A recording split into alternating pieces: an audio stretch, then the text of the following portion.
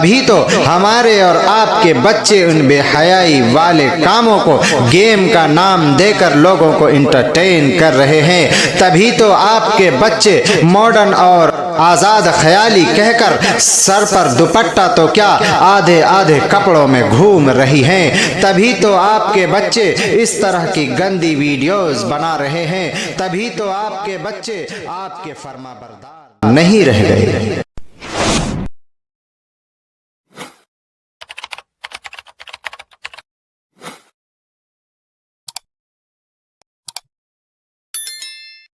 نحمده ونصلي على رسوله الكريم اما بعد فاعوذ بالله من الشيطان الرجيم بسم الله الرحمن الرحيم ان الذين يحبون ان تشيع الفاحشة في الذين آمنوا لهم عذاب أليم في الدنيا والآخرة والله يعلم وأنتم لا تعلمون۔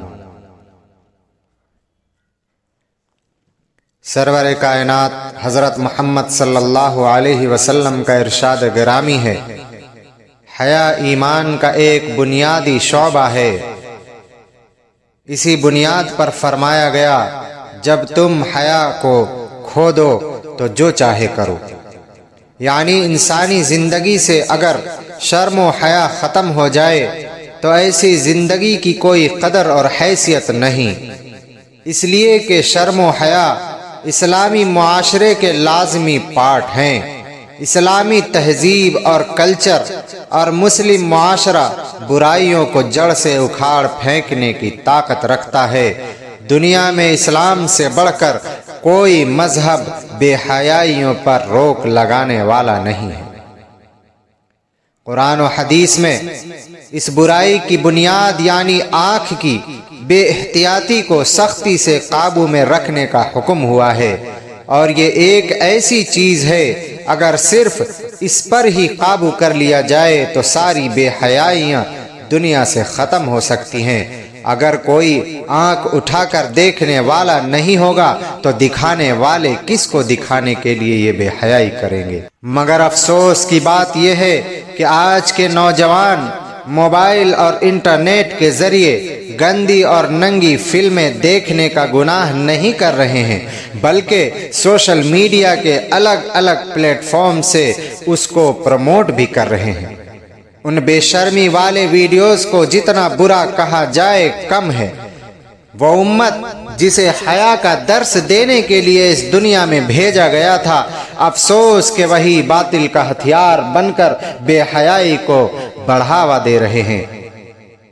آج کے مسلم نوجوانوں کی کئی ٹیم ایسے گھنونے اور بے حیائی والی ویڈیوز بنا کر سوشل میڈیا پر اپلوڈ کر رہے ہیں، اور جو کام کوئی ایک بند کمرے میں کرنا پسند نہیں کریں گے وہ آج پوری دنیا کے سامنے کر رہے ہیں۔ اور افسوس تو اس بات پر ہے کہ لوگ انہیں پسند بھی کرتے ہیں اور کروڑوں میں فالوورز اور سبسکرائبر لیے بیٹھے ہیں۔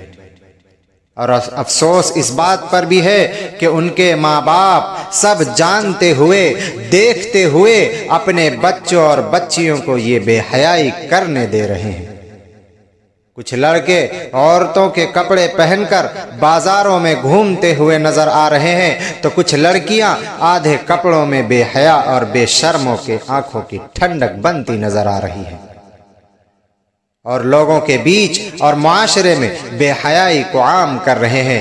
ایسے لوگوں کے بارے میں قرآن نے کھلے طور پر کہا ہے، ان الذین یحبون ان تشیع الفاحشۃ فی الذین آمنوا لہم عذاب علیم فی الدنیا والآخرہ واللہ یعلم وانتم لا تعلمون۔ جو لوگ چاہتے ہیں کہ ایمان والوں کے گروہ میں فحش پھیلے وہ دنیا اور آخرت میں سخت عذاب کے مستحق ہیں۔ اللہ تعالی جانتا ہے اور تم نہیں جانتے۔ مسلمانوں، آپ نے اس طرح کی ہزاروں بلکہ لاکھوں ویڈیوز دیکھی ہیں اور دیکھ رہے ہیں۔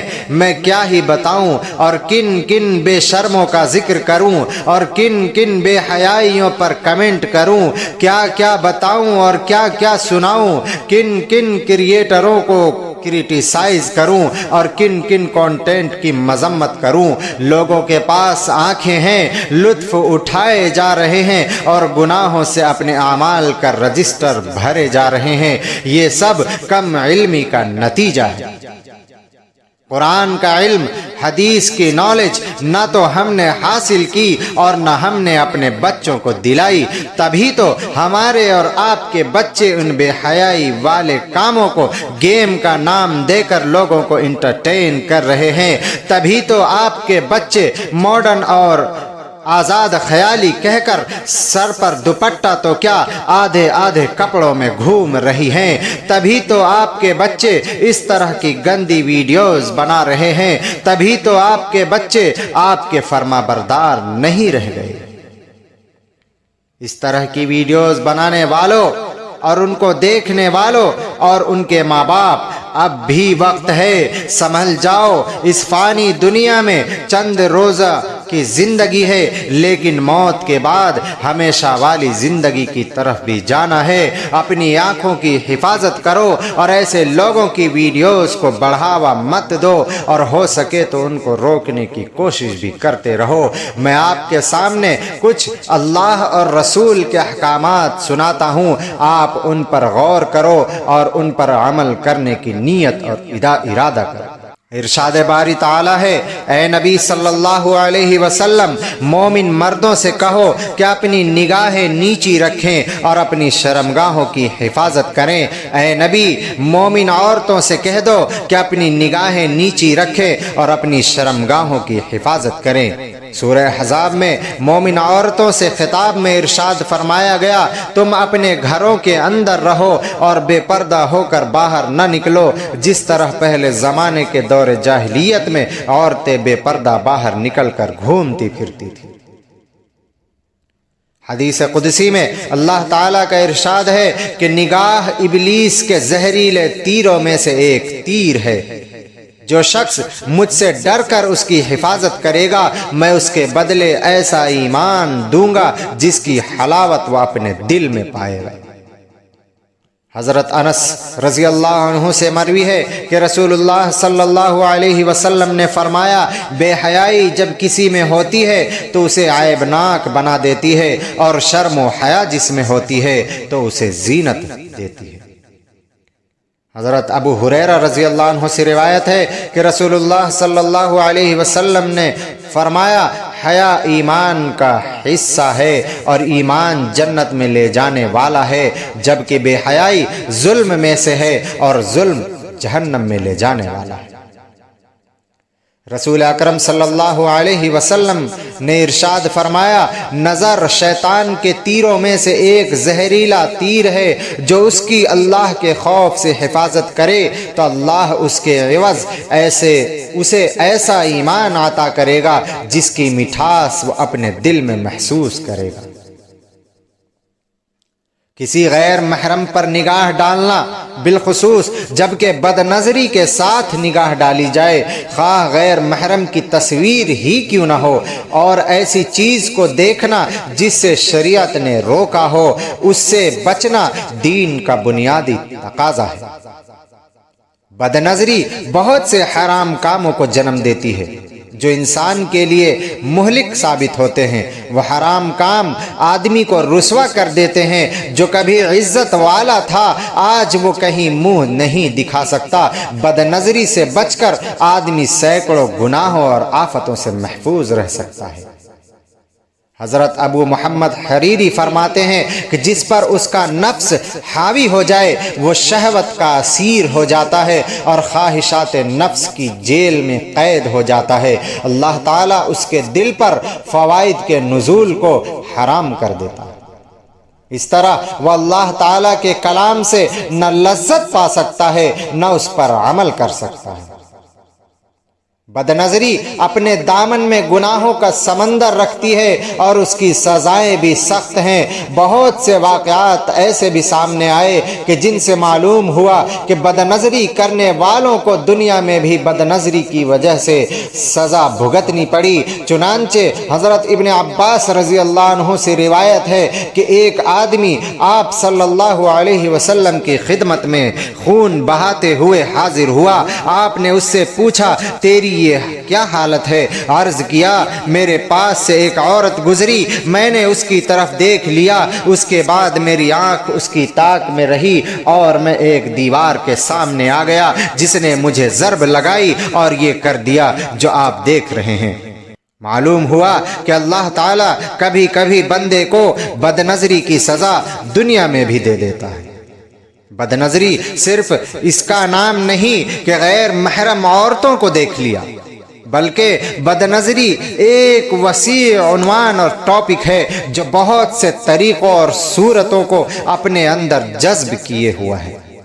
اگر بغور دیکھا جائے تو بہت سی صورتیں سامنے آئیں گی، جن میں سے چند بیان کی جاتی ہیں۔ اس کی مختلف صورتوں میں سے ایک یہ بھی ہے کہ آدمی کسی دوسرے شخص کے گھر جائے اور داخل ہونے کی اجازت سے پہلے اس کے گھر یا کمرے میں دروازے، کھڑکی یا سوراخوں کے ذریعے جھانکے۔ یقیناً یہ بھی ایک خطرناک صورت ہے جس کے بارے میں آپ صلی اللہ علیہ وسلم سے سخت وعیدیں وارد ہوئی ہے۔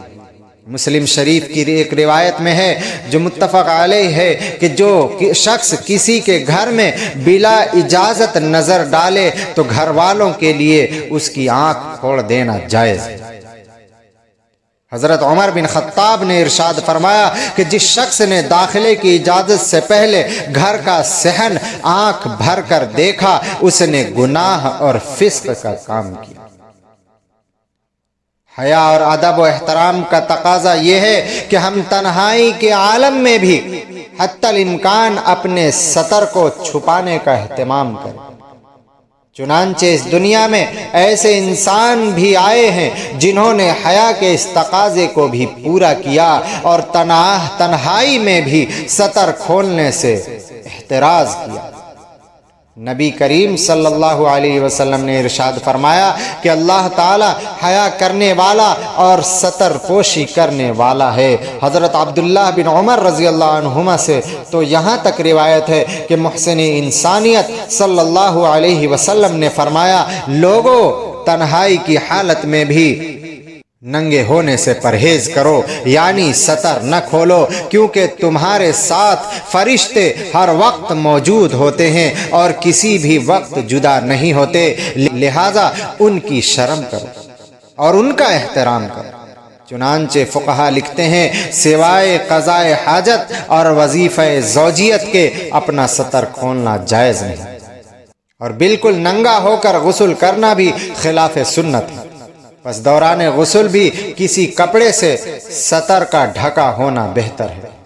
مگر افسوس کہ تنہائی میں ہم کیا اہتمام کرتے، بلکہ آج دریاؤں، سمندر کے ساحل پر بھی ہم ستر کا خیال نہیں کرتے۔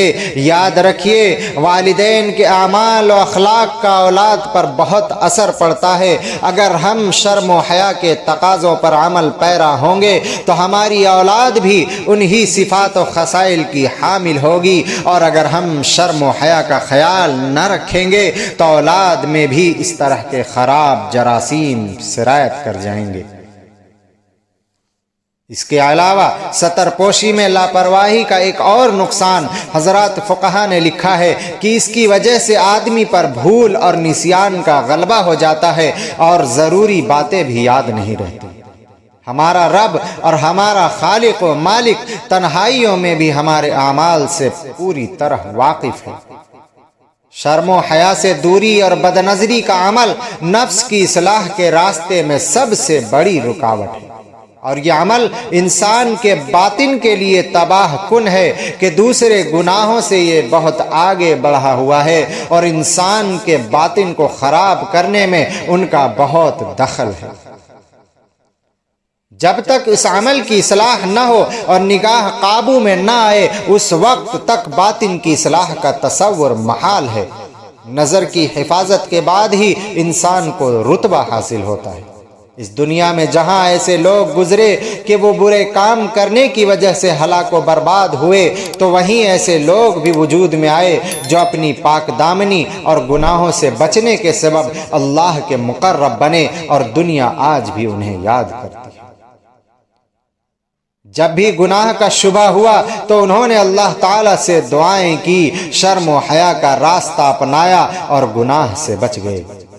حدیث شریف میں آتا ہے کہ جب مسلمان گناہ کرتا ہے تو اس کے دل میں ایک سیاہ نقطہ پڑ جاتا ہے۔ اگر اس نے توبہ کر لی اور استغفار کیا تو اس کا دل صاف ہو جاتا ہے، اور اگر گناہ کرتا ہے اور توبہ نہیں کرتا تو یہ نقطہ پورے دل میں پھیل جاتا ہے اور پورا دل زنگ آلود ہو جاتا ہے، اور دل کو عبادت کی لذت محسوس نہیں ہوتی۔ اس لیے ضروری ہے کہ اللہ تعالیٰ سے توبہ و استغفار کیا جائے، شرم و حیا اور عفت و عصمت کا خاص اہتمام کرتے ہوئے اصلاح نفس کی دعا کی جائے، اور اللہ تعالیٰ تمام مسلمانوں کو حیا کے زیور سے آراستہ فرمائے۔ آمین یا رب العالمین، وآخر دعوانا ان الحمد للہ رب العالمین۔